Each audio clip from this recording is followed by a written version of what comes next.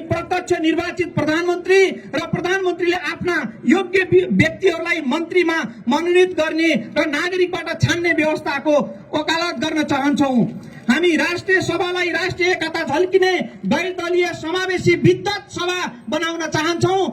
हरुवाहरूलाई नियुक्ति गर्ने राष्ट्रिय सभा बनाउन चाहदैनौं, त्यसलाई खारेज गर्न चाहन्छौं। हामी प्रदेश सभा खारेज गर्दै स्थानीय तहका जनप्रतिनिधि सम्मिलित प्रदेश परिषदलाई नै विधायकी अधिकार दिन सकिने उन्नत विकल्पबारे प्रस्ताव अगाडि संविधान संशोधन मार्फत अगाडि बढाउन चाहन्छौं। हामी पाँच वटा मात्रै मन्त्रालय रहने प्रदेशको चाहिँ प्रत्यक्ष निर्वाचित मुख्यमन्त्री रहने र बहुआयामिक पहिचान झल्कने 7 वटा प्रदेश कायम राख्दै स्थानीय पालिकाहरूको संख्या 500 भन्दा मुनि झार्न चाहन्छौं।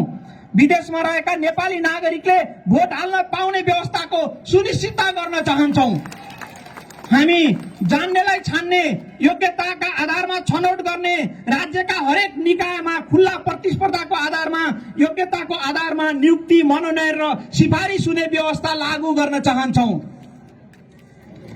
हामी टिकट किन्नेदेखि लिएर मत किन्नेसम्मका सबै व्यवस्था खारेज गर्दै राजनीतिमा रहेको यो विकृति अन्त्यका लागि निर्वाचन प्रणालीमा आमूल सुधार गर्न चाहन्छौं। हामी पार्टी सञ्चालन र निर्वाचन खर्च जुटाउन दल र दलका नेताहरूले गर्ने अनेकौं हरकतहरूको अन्त्य गर्न चाहन्छौं र दललाई उपयुक्त विकल्पको लागि सार्वजनिक फन्डिङ वा अन्य विकल्पहरूमा काम गर्ने एउटा विधि स्थापित गर्न चाहन्छौं। सांसदलाई देशको कायापलट हुने नीति तयार गर्नको लागि पठाउन चाहन्छौं।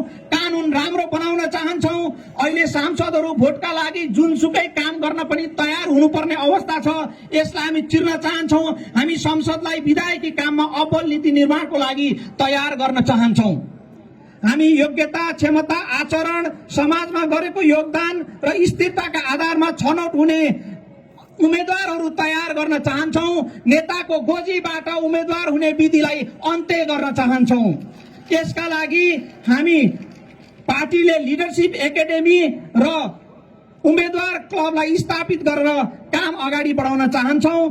निर्वाचनमा जानु अघि पार्टीबाट प्रतिनिधित्व गर्ने जनप्रतिनिधिले संघीय, प्रदेश, स्थानीय सरकार मार्फत गर्ने कामको योजनाबद्ध रूपमा निर्वाचन अगाडि नै जनता सामु प्रस्तुत गर्ने ब्लुप्रिन्ट लिएर आएर मात्र हामी निर्वाचनमा जान चाहन्छौं र योग्य उम्मेदवारहरूलाई देशभरि विजयी गराउन चाहन्छौं। यही सङ्घर्ष गर्दै हामी यो जनयात्रालाई देशव्यापी पुर्याउँदैछौं र अब हाम्रा उपसभापति डाक्टर सोडिम वाग्लेले हाम्रो चिन्तनलाई अझ व्यापक रूपमा यहाँहरू समक्ष पुर्याउनको लागि आउँदै हुनुहुन्छ। हामी यो बीचमा लामो कार्यक्रम भयो कि भन्ने चिन्ता पनि थियो, त्यो कारणले हामीले धेरै चाहिँ कार्यक्रमहरूलाई छोटाएका छौं। यहाँहरू सुन्न मन लाग्नेले सुन्न नपाउनु हुने र हतार हुनेलाई चाहिँ जान नपाउनु हुने दुवै कुरालाई मध्यनजर गर्दै कार्यक्रमलाई मध्यावधि रूपमा अगाडि बढाएका छौं।